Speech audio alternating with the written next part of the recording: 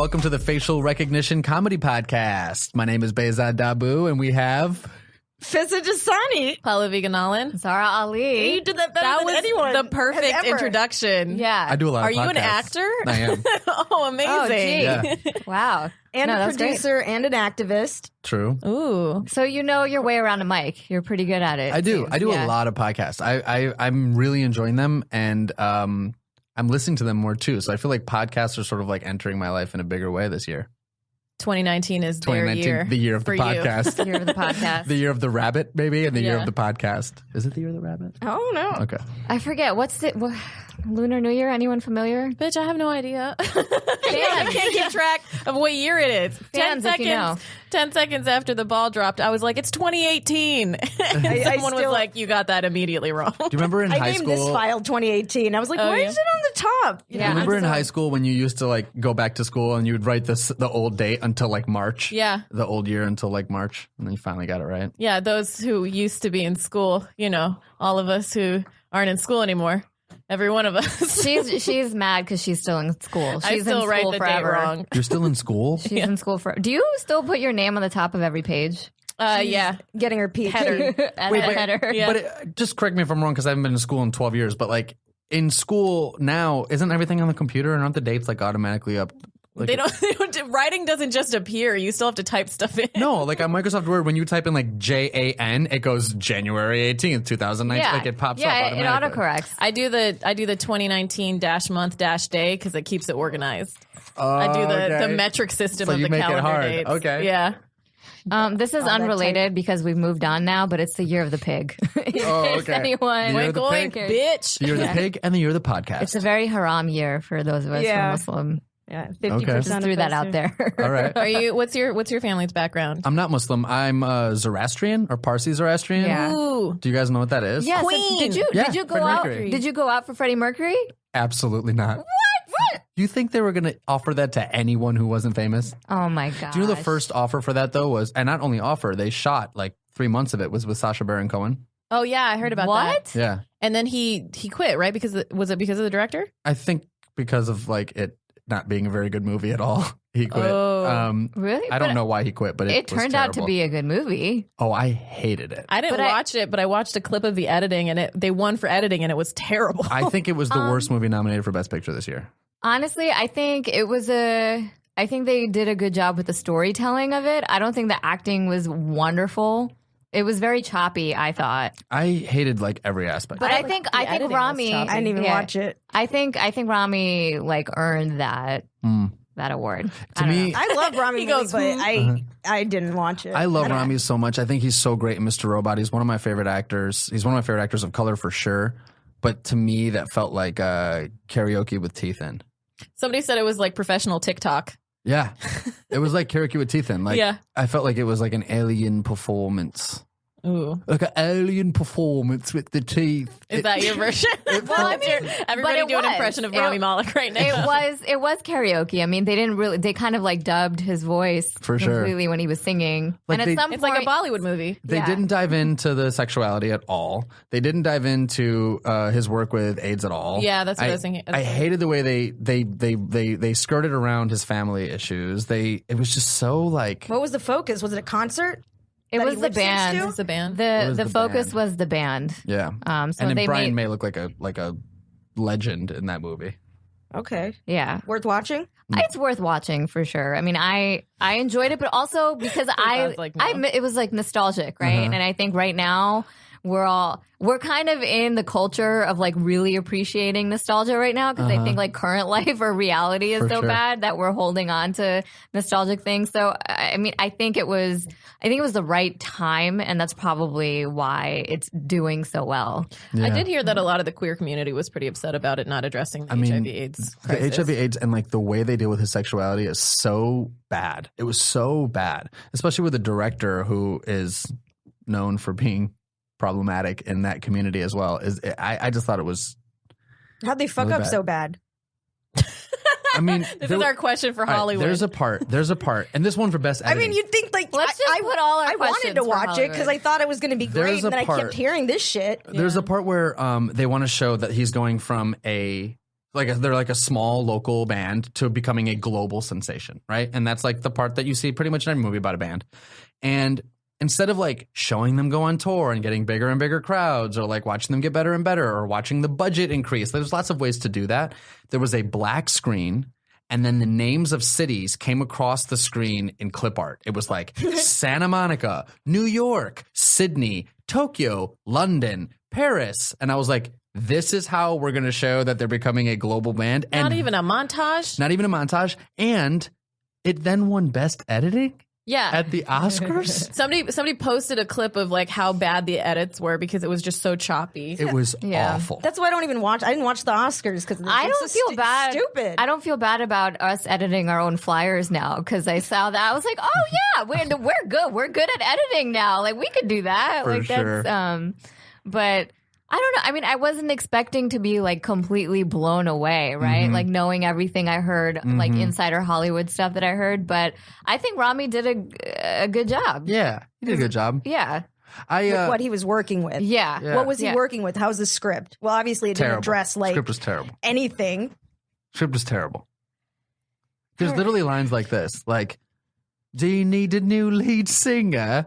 Oh, and then he'd be like, and then the guy would be like, "Well, what, can you sing?" And he'd be like, "Of course I can." And then it was like, and then he would like walk away, and then like over his shoulder be like, "Meet you tomorrow at 9 a.m." Like it was terrible. It was terrible. See, you know what? My question There were a lot is, of good movies this year, though. like, I did want to see it, but why does SAG still send me DVDs? I don't have No, they also have digital downloads. Why does Hulu and Netflix do that? They're literally streaming. That's their whole thing, and they still send out DVDs. It doesn't make any sense. I don't They know. also send out digital downloads. Do they? Yeah. I mean, Now you yeah. know. Now you know. And they also send out movie cast so you can go to the theater and watch for free. They send out movie cash. Yeah. Not to be confused with movie cast. I wasn't in that pay bracket. No, I The get movie cash. cast. Another I wasn't in the reason. movie cash pay bracket. Another reason to get SAG, I guess. Work your way up. Yeah, you got just I'm at the DVD bracket. They're still sending okay. me give them 2% of your income for free movies once a year. Sheesh. Oh my When are goodness. dues due? They're been due. All right, so I always check everybody, before I book some. I'm like, am you I can gonna find you can find Behzad on IMDb. You're like all over ABC, right? Not that much. You can find me on Instagram. On Instagram And IMDb, and but- IMDb. but You'll but like plug your social. no, but like later. you're like a legit actor. You've been doing this for a Yeah. while, and you know your way in and around sets. You kind of like you have insider Hollywood information. So when True. you're saying a movie is trash, it's a well informed. Yo, Just my opinion. Tell us who all the pedophiles are. Go. Go. Pedophile ring. Go. He wasn't ready Yo, for his this. eyes went up shit. and to the left. This he is knows a some real. shit. This is a real He knows podcast. some No, this shit. is real shit. We go in. This is a real podcast. Mostly. You guys are trying to like sabotage my career right now on this podcast. No, we're not sabotaging careers. We're just looking for the truth, okay? Okay. Who the pedophiles? Who's the truth teller? Trying to save the children. You guys are hilarious. We should do comedy. Oh, man. Yeah, I've been active for a long time. I know we're on a set, but I think my opinion is just my opinion. I mean, the Academy is the Academy, and they thought Green Book was Best Picture. So what does anybody know? Do you think the Academy is not very relevant? I think it's not relevant at all in any way. Until you win. Check this out. Check this out. In 20 years, this is a real question. In 2039. 39. Yeah. Thank you for that. Shit, we're going to be old. In 2039, do you think anyone is going to remember Green Book, or are they going to be talking about Black Panther? Black Panther. Black Panther. For There we sure. go. So For it's sure. absolutely irrelevant. I don't even know what Green Book was. Which one was that? That was the racist movie where Mahershala Ali was the backseat. It was like Oh, driving Miss yeah. Daisy It was reverse. supposed Yeah. to be a story about how they travel like to the west to LA, and it's a list of cities that are like unsafe for black people to be in, and it's like a guide for them. But Oh, then they this is- set it in the south, and then they made the story about the white man that was driving instead of the black man that it was supposed to be The about. genius musician black man. Yeah. And his family disagreed with the storyline, and they like hated it. And then Mahershala Ali like apologized for just being in the movie, I guess. The writer also retweeted that Muslims were chanting after 9/11 in New Jersey, and Mahershala is a Muslim. Viggo Mortensen said the N-word. I was in Jersey. I was in Jersey on 9/11. Nobody was chanting Of course. shit. He was retweeting Trump rhetoric. And there were all these problematic like white men associated with the movie. The director flashed his penis to Cameron Diaz in the 90s. Oh, that's fun. Anyways, Green Book, Queens, shit, all of there were good movies. All right, let's some good movies. What movies should our listeners go watch? Sorry to Bother You, directed by Boots Riley, was absolutely incredible. I love that movie so much. It was bold. It was unique. It was an awesome take. Lakeith Stanfield was amazing. He's such a weirdo. If Beale Street Could Talk was amazing. I heard Barry that was Jenkins amazing. movie. So good. Starring Kiki Lane, who's a newcomer from Chicago. Chicago. Black Klansman was fantastic.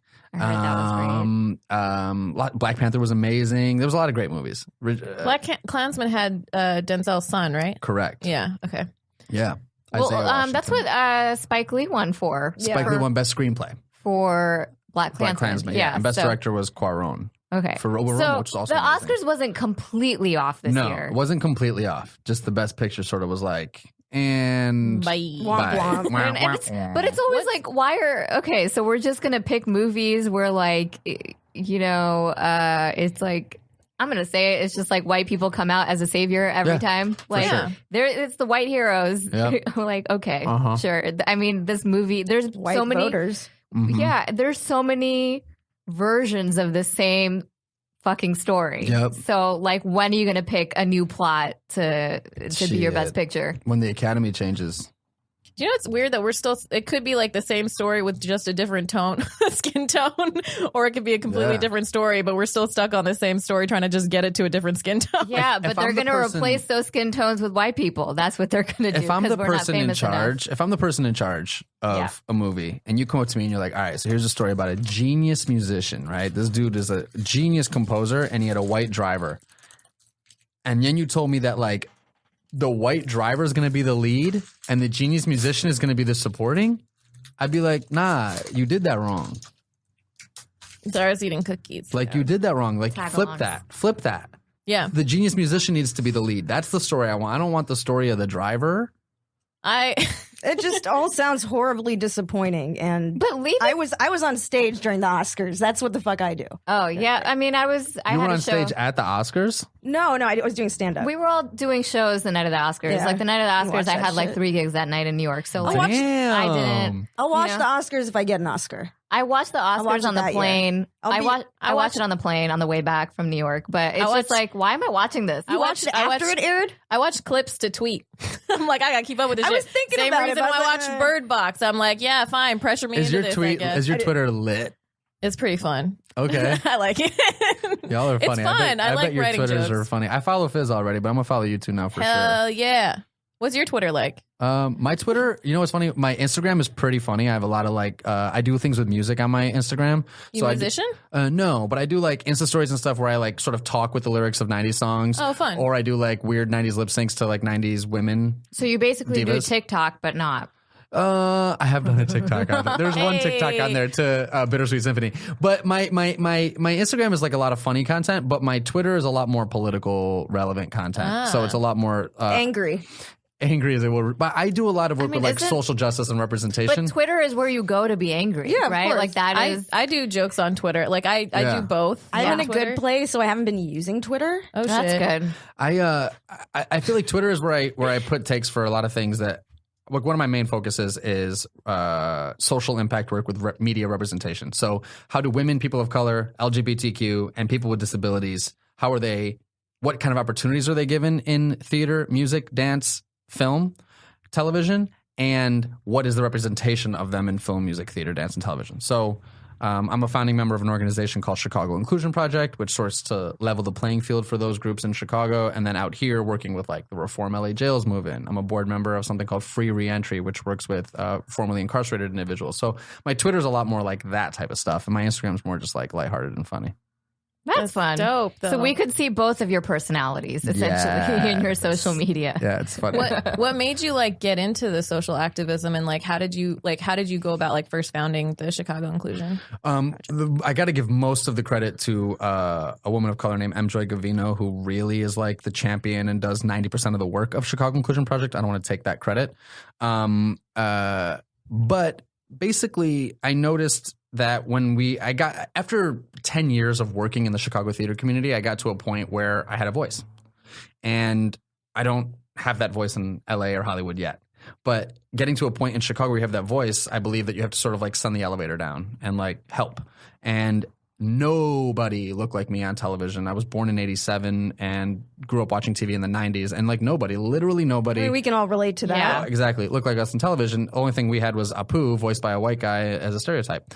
And so I watched a lot of the Family Matters and Fresh Prince of Bel-Air. Like I related to that a lot more than the white people. Yeah. That's what I was talking to. I was talking to some friends earlier. Like we could choose between like black TV or white TV. Exactly. And so sometimes you pick from both or whatever. But like I definitely was watching BET more than any of my white friends. For sure. And I watch Fresh Prince and Living Color and things like that too. But then, you watch Friends and it's 6 friends in New York City and there's not a non-white person on there for 14 seasons. Yeah. Not even They got one towards the end. as like a guest star, Yeah, right? who was Ross's girlfriend for a while. As like a guest star. And Aisha Taylor. Yeah. And so it's one of those things where it's like it was tough. And then You had to be that level. in 2005, I chose to pursue acting full time and went to school for it and took out a hefty loan to do this thing, to be a professional actor.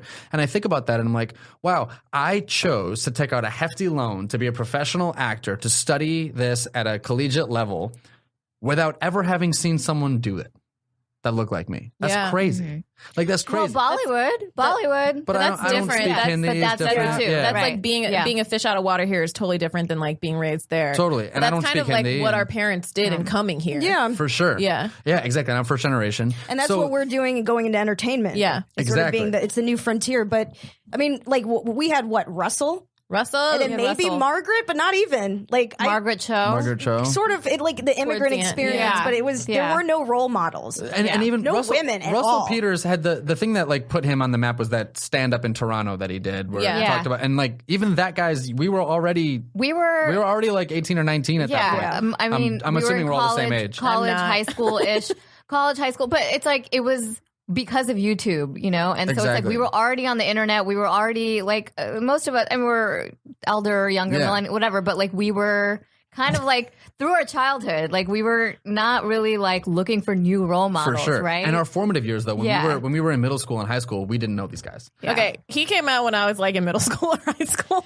This young I'm bitch. younger than you. Oh, you're like super young. All right. All right, cool. You had Russell Peters. She's getting One. I had Russell Peters. But my point She's was an like undergrad. to choose to do this without seeing people who look like us doing it is a thing. And now people are like, well, now it's changing. Well, it's not really changing because for me, No, because you're giving us one-lines. you're giving us one lines, but also You're not like, giving and it's us like in a hijab. Yeah. and then to Yeah. take someone like people say, well, Aziz Ansari, he created his own content, he has his own show, he doesn't think. And I'm like, okay, cool.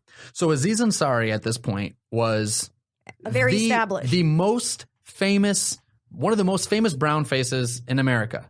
And it takes being one of the most famous brown faces in America to have your own Netflix show. And my point is the equivalent of that on the white side would be like Leonardo DiCaprio. Mm-hmm. And Leonardo DiCaprio is not doing a Netflix show. He is a $30 million a movie leading man. Fucking climbing Yeah. into bears Yeah. and shit. Exactly. Yeah. So He my is drowning in the ocean. But the same can be pussy. said.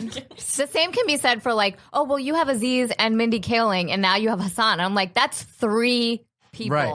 That's 3 people. How many do y'all have? Once we don't have to start counting them, Yeah. or Yeah. we aren't able to count You know, them, Also, then we'll none stop of them, complaining. none of them are the equivalent. So they're our top. Yeah. None of them are equivalent to a white top. The white Exactly. top for them would Exactly. be Leo They're and Brad all Pitt a bunch and of power Meryl Streep. bottoms. That's what I've been saying. bunch of power bottoms. They're all power bottoms. So she says that Hasan Minhaj is a power bottom quote for Variety and That's Deadline. hot. He's okay. It's 2019. I don't know. That's hot. You gotta take a dick occasionally. I don't know. Every- guy. you just He's a good Muslim guy. Can we all agree? He Can just we- became a dad. Let's not start gay rumors. I about like Hasan. Hasan. I will We sexualize love whoever the Hasan. fuck I want. Let's not do our podcast. Guys, I will start gay rumors about whoever I want. Okay, I want Hasan to come on this podcast. We're trying to get all Let's the not girlfriends. like gay bash him if that is. Wait, I just called him gay. I didn't gay bash Okay. him. That's not gay. It's gay celebrate. But gay he's celebrate. But Yeah. he doesn't identify as gay. So But it's we a don't moot need point, to right? start rumor. Yeah. Okay. I could, whatever. It's a joke. Calm Even down. though I'm just mad We're not because editing this out. Nope. I'm mad Keep because everything. his eyelashes are longer than mine, and that's unfair. And I have can't long even- eyelashes too, though. Oh, okay. We're Indian. We all have long eyelashes. She can't wear sunglasses though. I can't wear glasses. Why? Oh, because it hits the thing? It hits the thing, Mine does and it gets too. all like it's It like doesn't in my Ray-Bans, but it does in my other ones. it's You and your easier for me. beautiful eyelashes. It's easier for even when I take my glasses off, my prescription glasses off, I can see better than having them on because like my eyelashes just destroy the lens. Like I can't have them on for more than like That's 2 minutes. crazy. I don't know. Maybe I just have dirty eyelashes. I have no idea. Whatever. I've never heard that problem. We don't. It's a what I said problem. last time. Listen, I mean- for people out there, if you have long eyelashes and need to wear glasses, just I don't know, hit up our DMs. It's a real problem. Okay. I okay. struggle. Okay. Okay. I'm still stuck on the dirty eyelashes. I like that we got. What does that entail? What, Yeah, Our parents my will be eye- proud of our first world problems, I think. They're like, we came to this country so our daughter would complain about sunglasses. What? My parents came to this country in the 80s, in the mid 80s, sort of escaping problems in India. And We're in India.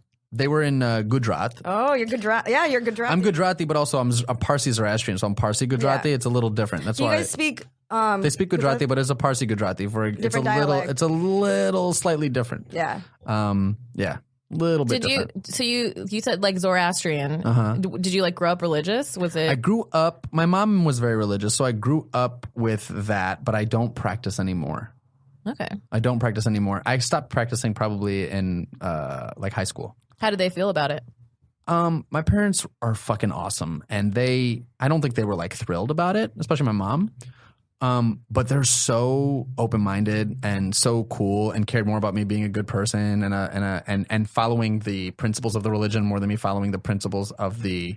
So they dismissed Like the the dogma. rituals. Exactly. So That's dope. the empty rituals, Yeah. the dogma. It was Again, just I don't the- think they were thrilled about it, but Yeah. they weren't like they cared much more about me as a human than they did about that. It's so funny. I have this weird guilt of not having brown parents who hated me being an artist.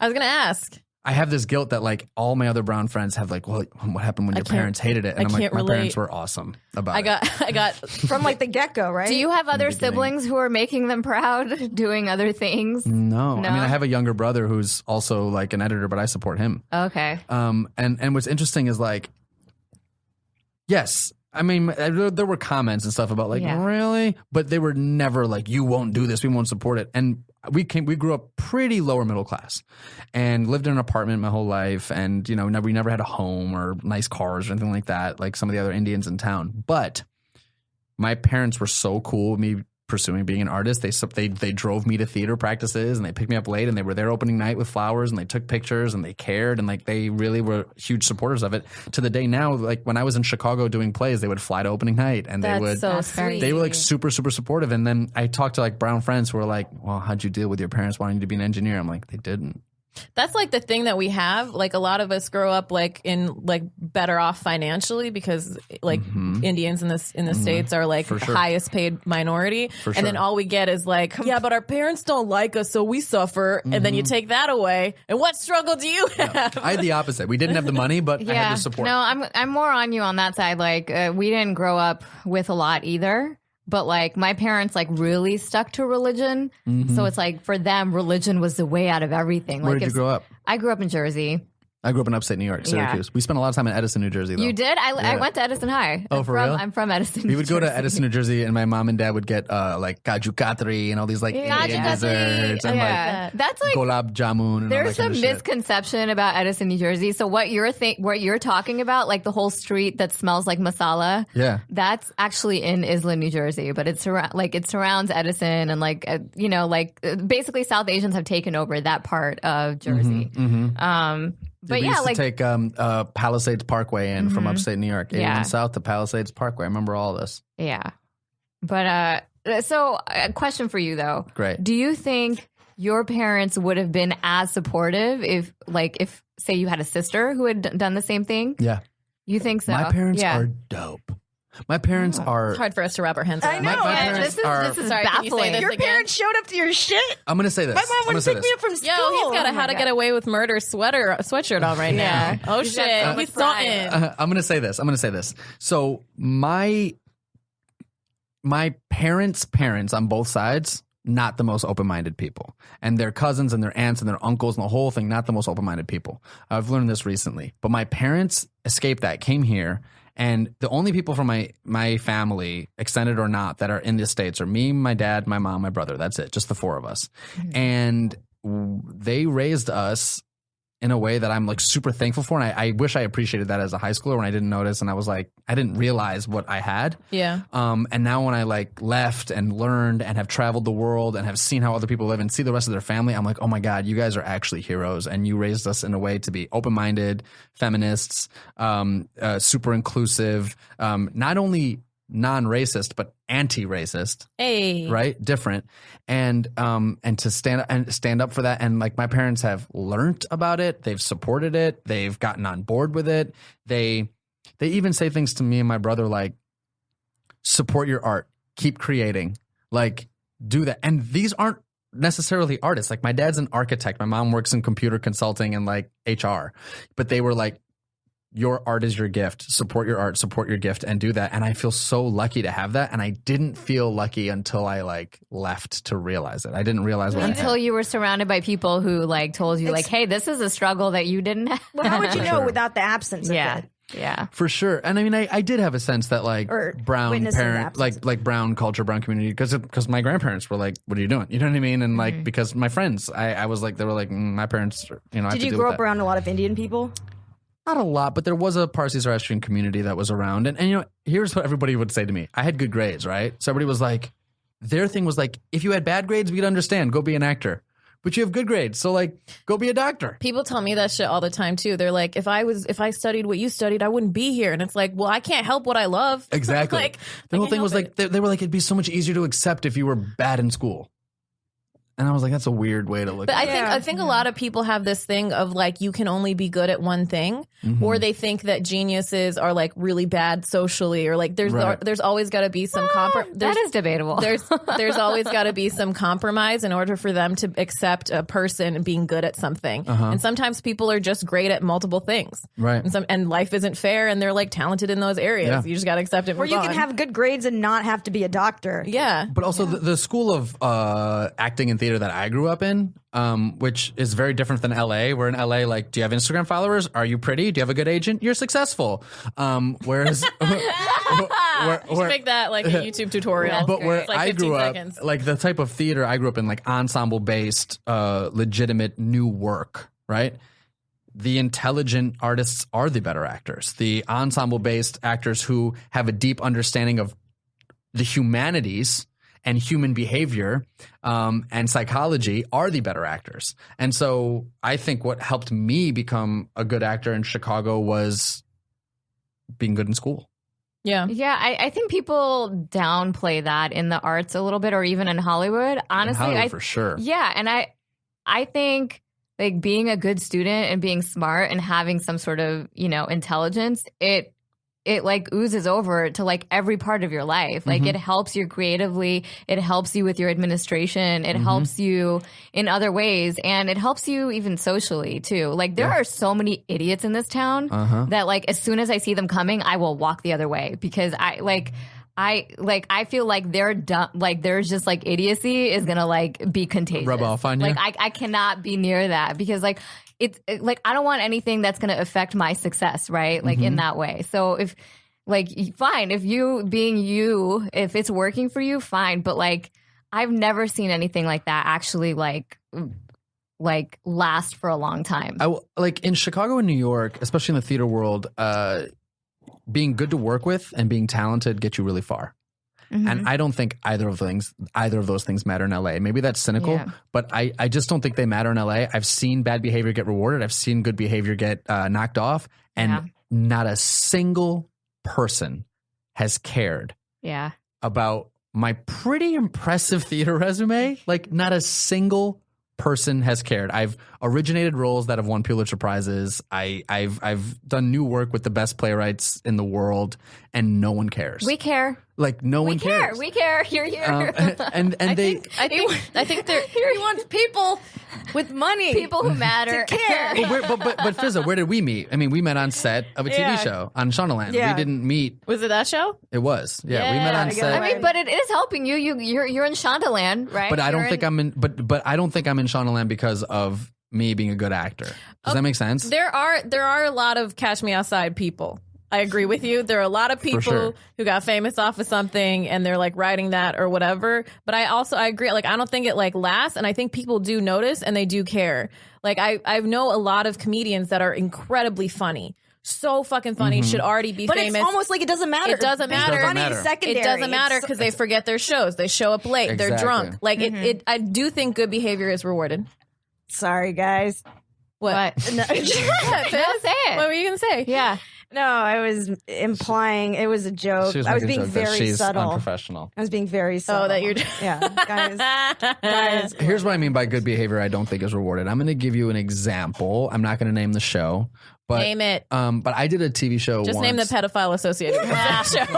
Come on. I did a show once where the reason why they wouldn't pay me a fair rate is because they knew I enjoyed doing it. They knew that I was like happy on set and that I was like good to be around and I had a positive attitude and I showed up ready to What's work. the reasoning? Because they're like, we don't have to pay him. He already likes doing it. You would do it for cheap. He would do it for cheap. Yeah. Versus the idea of, I mean, nobody was telling me to be an asshole. That's not the lesson here. But they were like, if they thought he hated it, they'd have to pay him to be here.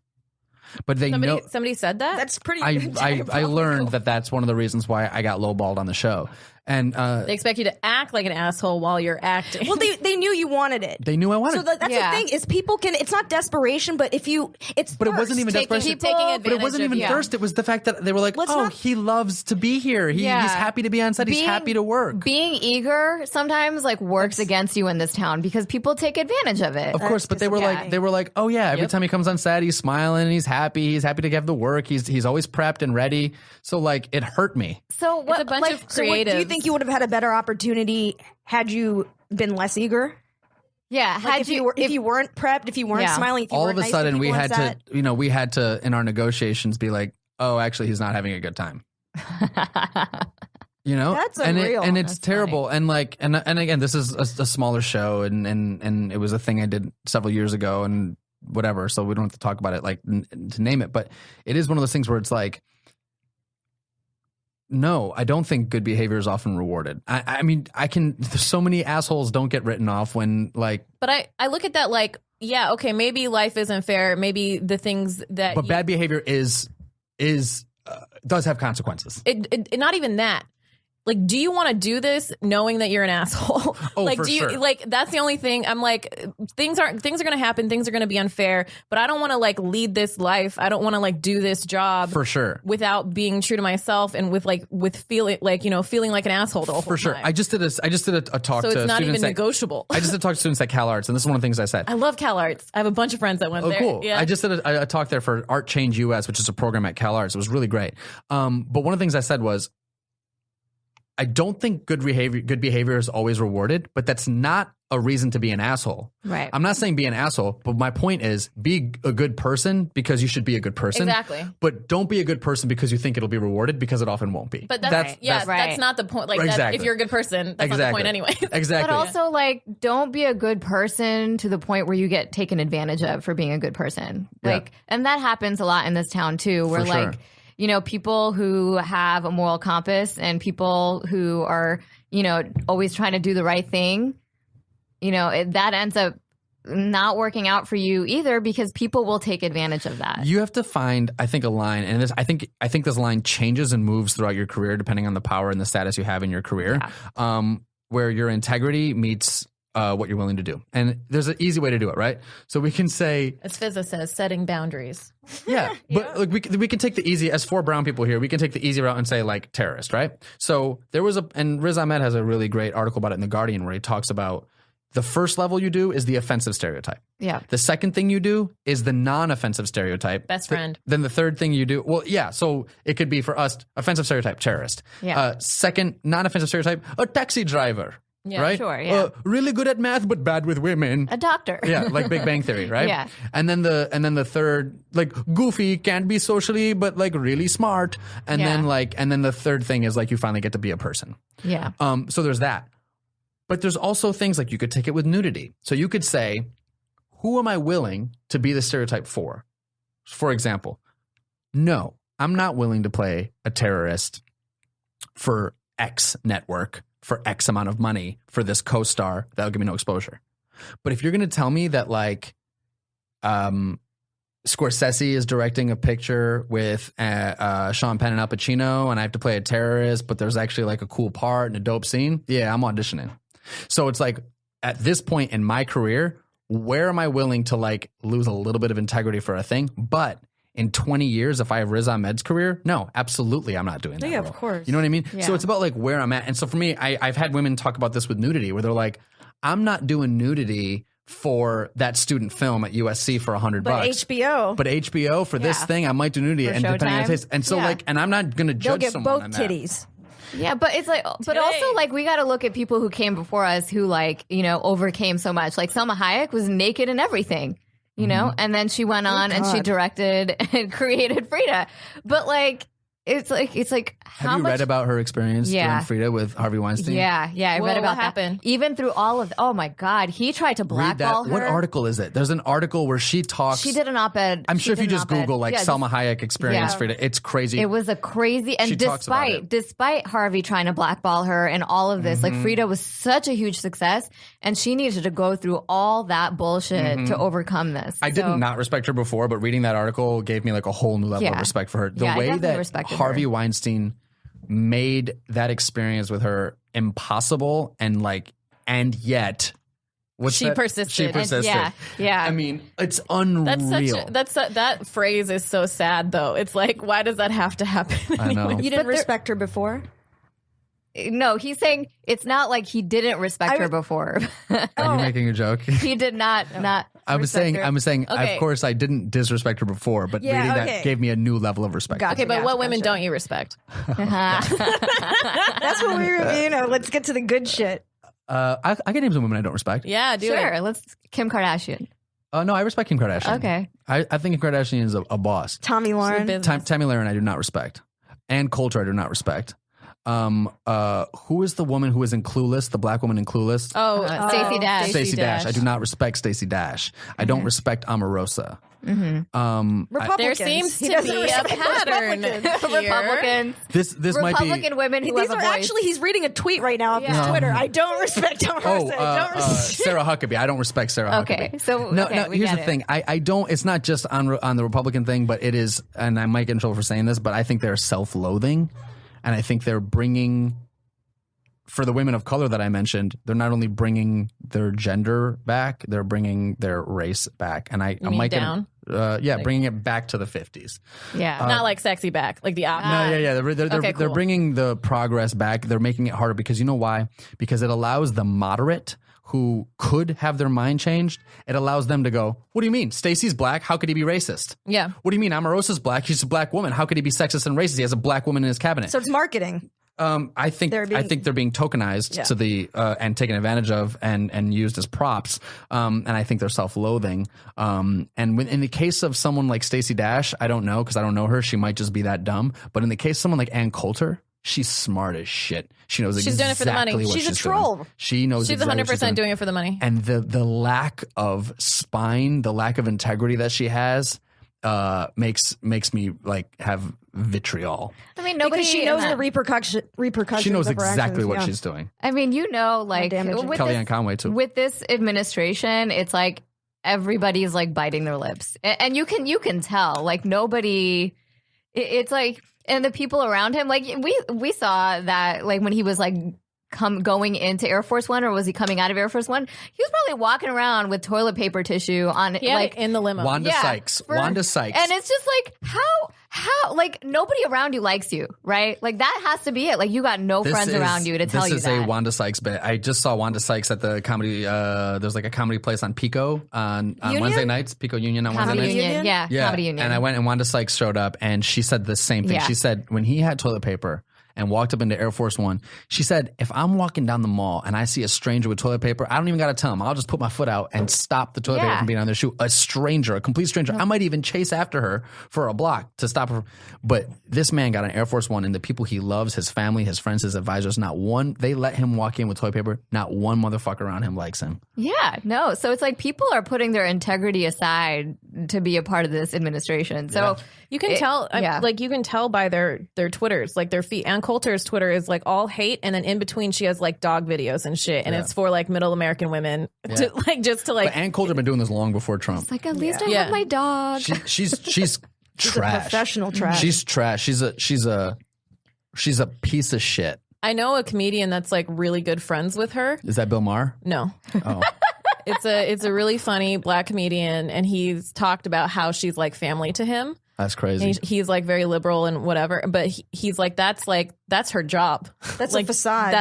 That's her. But she knows the repercussions of what she's doing. What she's doing. She's profiting off of that. How can you be friends with that person? I legit would love to talk to that human. He was like, if I asked her now for $100,000, who is it? I'm not gonna say. Okay. He was like, she would send it to me. She's my family. I get that. Like, I get that. But like, but you have people in your family. I have people in my family. I don't that talk to them though. Do crazy shit. I straight up tell them. Like I'll tell them they do crazy shit. I'm still going to the wedding, so they're lit. I have some very, very, very, very anti-Muslim people in my family. Yeah. Very anti-Muslim people in my family. And the biggest role I've had in my life is playing a Muslim. And I would send them the pictures of me in a kufi hat consistently. Oh, snap. To be like, your boy is in the New York Times with a kufi hat. How you feel about it?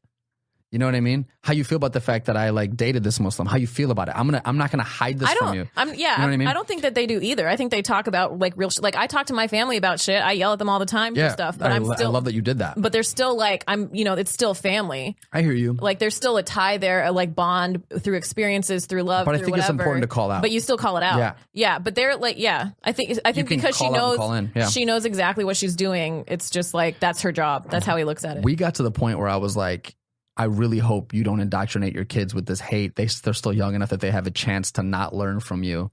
Like I'm hitting them hard. That's like ants that I hit with like you're doing a disservice to your children because they're learning that hate, and I fear for them. Are you in contact with the children? Via WhatsApp, and I hit them with yo, your mom's fucked up. Wow. Oh, you hit them with Do they respond to you? Yeah. Yeah. So you're friendly with them? I mean, this is all via WhatsApp, via Miles. I just feel like I'm at a point where what a hypocrite if I'm going to call people out social media the way I do. Yeah. If I'm going to stand for the things I stand for. I've sacrificed a lot for my political stance, I don't even call it political, for my like humanitarian beliefs. I don't think they're political. Yeah. I think they're like human rights. Yeah.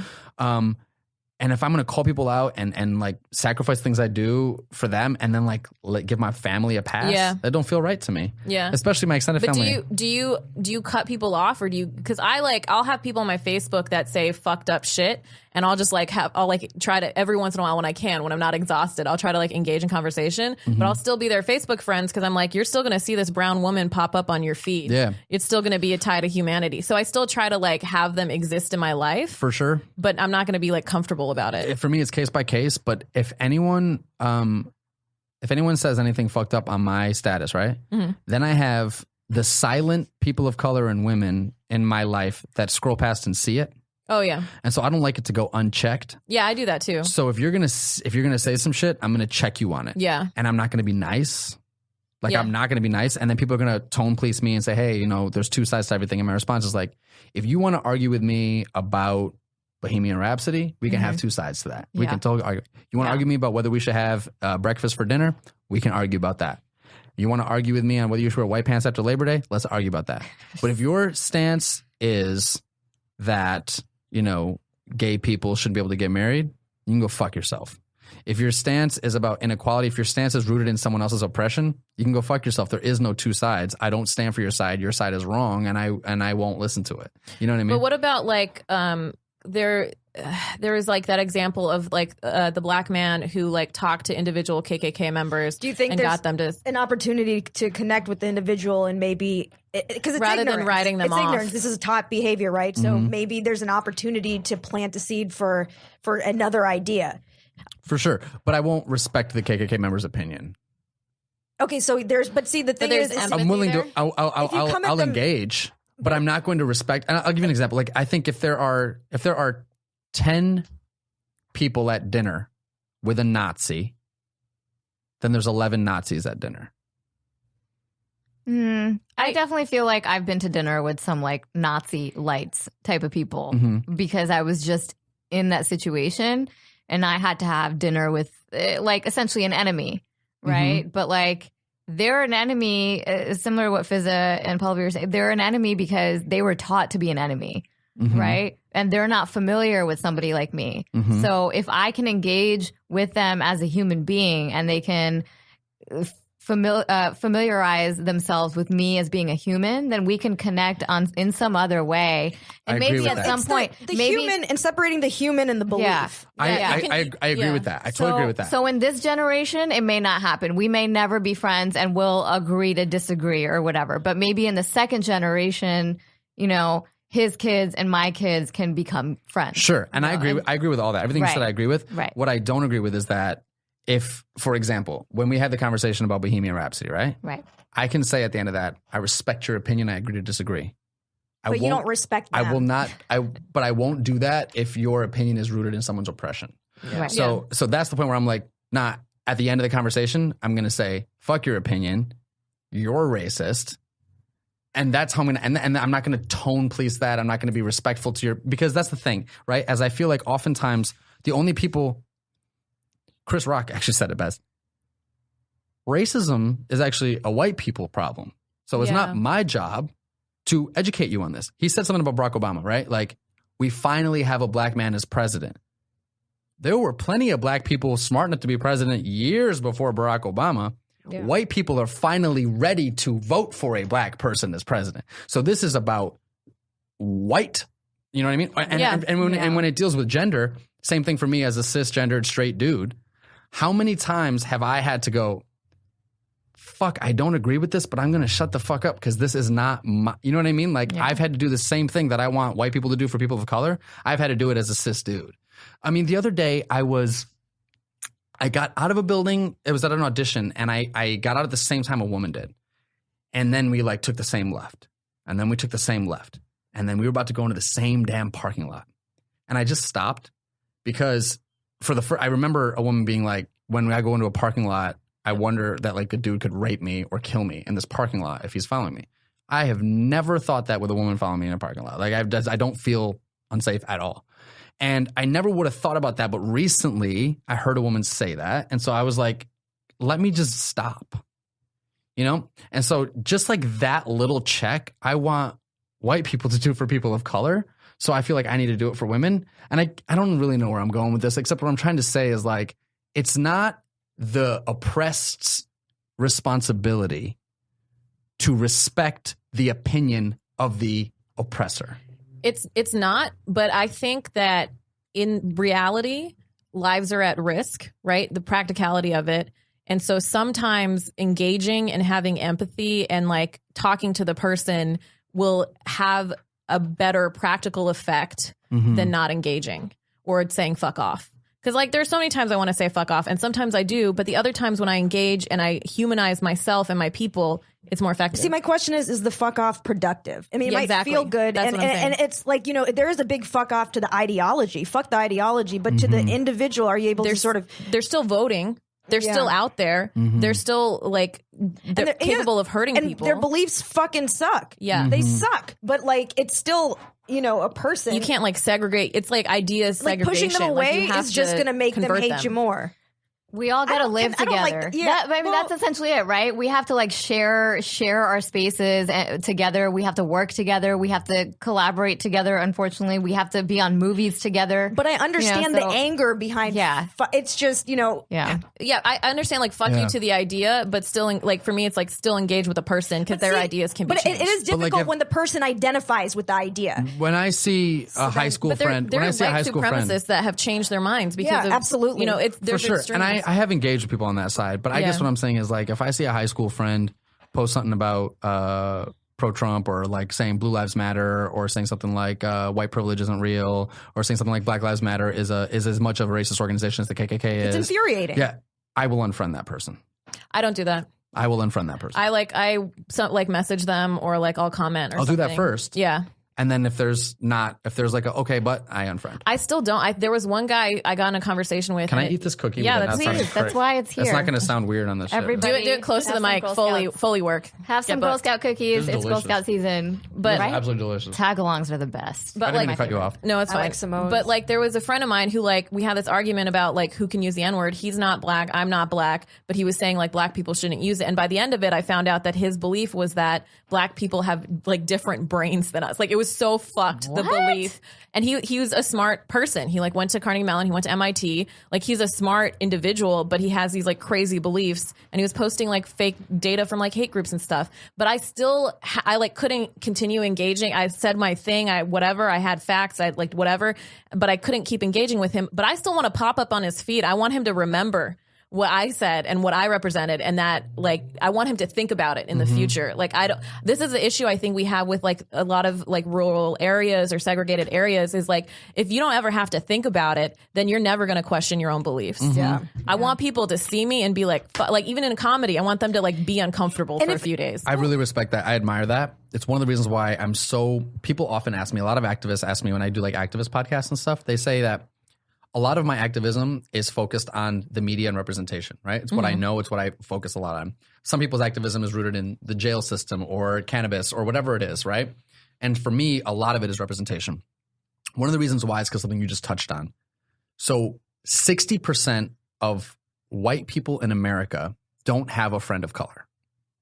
Wow. So, and that's true. So since 60% of white people in America don't have a friend of color, the only people of color they know are the people they see on TV. And so when that representation is, and this is a true stat, I'm not making this up, this is from the MENA Coalition that was done at the USC Annenberg. There was a USC Annenberg study about representation in the media last year. 2,200 series regulars on TV last year. 22 of them were of Middle Eastern or North African or South Asian descent, Manasa. 17 of those 22 were seen as threats. So now you have 60% of white people that don't have a non-white friend that see the 22 people of color, 22 Middle Eastern, North African, South Asian people on TV, and 17 of them are threats. Well, that's what they know. And that's why representation, I think, is so important to me because it does change the narrative. Yeah, and so maybe Hollywood should give us more than one line on TV shows. That's not a terrorist line or what. It's just crazy. And I played a terrorist role when I was 22 because it was my first on-screen credit, and I had to, and I wish I could take it back. Now I don't have to because I've gotten to a point where I don't have to, but I'm not at a point where I can be Bond, right? And so there's these levels that Riz talks about, and I don't. You do the Scorsese terrorist, right? Maybe. But I don't blame the 23-year-old. You blame the system. I blame the system. There's also like studies that show that when you're the token, when you're the only one in the room, psychologically speaking, there's a phenomenon where you are likely to sell out your people. If there's one other person, that's like you're Aziz, like a percentage less likely to do that. Like there's a significant percentage. I believe that. Yeah, because there's somebody to back you up, and there's someone to like when you're the token and you speak on behalf of your people don't take you seriously. Right. They're like, maybe that's just you. Maybe you're being racist. Right. If there's another person that's like, no, this is a cultural thing. This is an experience that we have. This is a privilege that you have. Then they're more likely to. It's weird. You have to have references. It sucks, but it's like they expect often people of color or women or LGBTQ populations or even people with disabilities. They expect someone from that community to be the monolithic voice for the whole entire community, as if all Muslims feel this way. I did this play called. Don't take them seriously. I did this play called Disgraced. I originated it in Chicago, and I did it all over the country. Did it for several years. It's what took me to LA. And it's written by Ayad Akhtar, who is an apostate Muslim from Wisconsin. He's an American-born Muslim. I saw you do that one. Yeah, you actually saw me do that one. Yeah. You saw me do the reading of it, right? Yeah, the radio version. Yeah, so I did that play, and Ayad gets death threats often from lots of Muslims, but also prominent Muslims like Irshad Manji, who's a queer feminist Muslim in New York, and Reza Aslan, who we all know from talk shows, love the play, right? So often white people would ask this question, what's the Muslim response to this play? I don't know how to fucking answer that question. What's the Muslim response to this play? What's the response of a billion people? Yeah, I don't know what the Muslim response is. Of a billion people? And that's the issue with representation. Of 1 billion people? Is you're making one person the ambassador for all these people. This person doesn't fucking represent me. And what's the Muslim response? I don't know. Well, some Muslims have given him death threats, and some Muslims have given him the Pulitzer Prize. So I don't know what to tell you. I think we have a marketing issue, right? Where like people don't understand that there are a billion Muslims, you know, and like I've had like my Jewish friends tell me this. They're like, wait, if there's a billion of you guys, why are you all painted as terrorists? And I'm like, well, I don't know. That's a great question. Who's the one who's painting us as terrorists? Mm-hmm. There's also like, I've argued with my Hindu family a lot about Muslims, like hardcore about it. But they're whenever I tell them, like, I have Muslim friends in the U.S. that are like this and this and this, and they do these like normal fucking everyday things. They're like, those aren't real Muslims. I used to live in the Middle East. Yeah. Those are real Muslims. And I'm like, you can't set the boxes. You can't define real Muslims don't show baby hair. I'm gonna say this, like, so in the play, right, this dude drinks scotch, he eats a pork tenderloin, he does these things that we consider not Muslim, right? Mm-hmm. Then he says he's a Knicks fan. He says he's American. He says he's wealthy. He says he's a lawyer. He says he's from Wisconsin. He says he's a New Yorker. These are all the things he is. He's straight. He's a man. These are all the things that you can label him in all these ways, right? At the end of the play, spoiler alert, he commits an act of violence against his wife. He beats his wife. He strikes her. And often the question is, well, when he hit her, he went back to his Muslim roots. And that's Knicks fans' behavior. That's exactly what I say. I'm a Knicks fan. That's exactly what I say. I say, why did you put that label? Why was it that label? Why wasn't it that lawyers hit their wives, men hit their wives, Americans hit their wives, New Yorkers hit their wives, Knicks fans hit their wives, wealthy men hit their wives, whatever you want to say. We gave him a lot of things. Also, you said Muslim, but you ignored the fact that what about the things that you think are Muslim, like not eating pork and drinking alcohol? He did two of those things in the play. So it's so funny that the response is that. Also, in A Streetcar Named Desire, when Stanley hits his wife, do we say that all Polish men hit their wives? No, we say all Polish men are Muslim. That's what we say. So it's just a funny conversation, the things that and doing those sort of post-show discussions and audience facilitations after those plays has what really sparked a sort of social impact movement in me with the type of work I want to do. Because I had post-show discussions with people in Berkeley and in Seattle and in Los Angeles and in Chicago, and these are liberal bastions, right? And who's going to the theater to see new plays? Liberal motherfuckers, right? Mm-hmm. Yeah. And so I'm in every night talking to 800 liberal people in liberal cities like Berkeley, California, yet that's still the question. So it's really interesting to sort of challenge the narrative and have these conversations, and it really sort of awakened to what's the type of work I want to do and the type of work I want to create. And it's that type of stuff that sort of asks questions, tough questions. Dope. We got to go. This was really fun. You guys are really funny. Like, I was trying to be subtle. I had no idea what this conversation was going to be about, and this was the free-flowing conversation. Yeah. Welcome to our podcast, bitch. This was really cool. Yeah, you guys are great. Speak your mind here. It was fun. I enjoyed it. Well, follow us. Yeah. So where are you on social media? I'm my name. So it's at BEHZADDABU on Instagram, and the same thing on Twitter, and the same thing on Facebook. BEHZADDABU. And .com. And .com for my website, yes. Okay, yeah, we're doing the socials. I'm Fizza Dasani. I'll spell it for you. I don't expect you to know how to spell it. After, what is this, the 50th episode? 43rd? 43rd. Something, I don't know. It's one Z and two A's. FIZAADOSANI on everything. Paula Viganalin, PALLAVIGUNALAN. That's my website, my Instagram, my Twitter, my Facebook. And this is Zara Ali. My socials and website are all really Zara. Zara is spelled ZAHRA. And we got some shows coming up. We have in March 10th. We have our next West Side show, second Sunday of every month at 9 p.m. You guys are going to Maryland. Yeah, we're doing Towson University March 7th. At 7 p.m. Come find us there. In April. We're also doing Irvine Improv. We're doing the Irvine Improv. That's in Irvine. So come out March 19th, also at 7 p.m. And our socials. Oh, yeah. Our socials are Facial Recognition Comedy is our website, our Facebook, and our Instagram. And then we're Facial Rec Comedy on Twitter. Follow us so we can post about all the things we do, and also like our Women Crush Wednesdays and like people that we admire that are killing it. Women of color, brown women. How do we end this? Behzad, end it. Say something. Okay, here's how I'm going to end Put it. your retainer back in. Okay. Retainer back in. Put it in the Invisalign. I can't. I just ate chocolate. I gotta do my whole thing. Here's how I'll end it. I'll tell a joke. Yeah. The actor's telling a joke. All right, let's go. To a room full of comedians. Type 5. Oh my God, a room full of comedians. Okay, here's a joke. I go to India and I want to like really sort of learn about real Indian culture. And so I don't want to be in like the Four Seasons and be at this hotel and all that kind of stuff. I want to be like I want to get a real authentic experience. So I find out about this dive bar in India and I go to this dive bar and there's a guy at the end of the bar and his name is, I don't know. So I go and ask him, I say, hey, what's your name? And then he goes, he's old, Sanjay. And I go, oh, Sanjay, what's your last name? And he goes, you walked in the bar and you came through the gateway entrance. I built that gateway entrance with my own hands, but nobody calls me Sanjay the builder. This bar, I make all the drinks behind this bar, but nobody calls me Sanjay the bartender. And every day I clean it with my hands, but nobody calls me Sanjay the cleaner.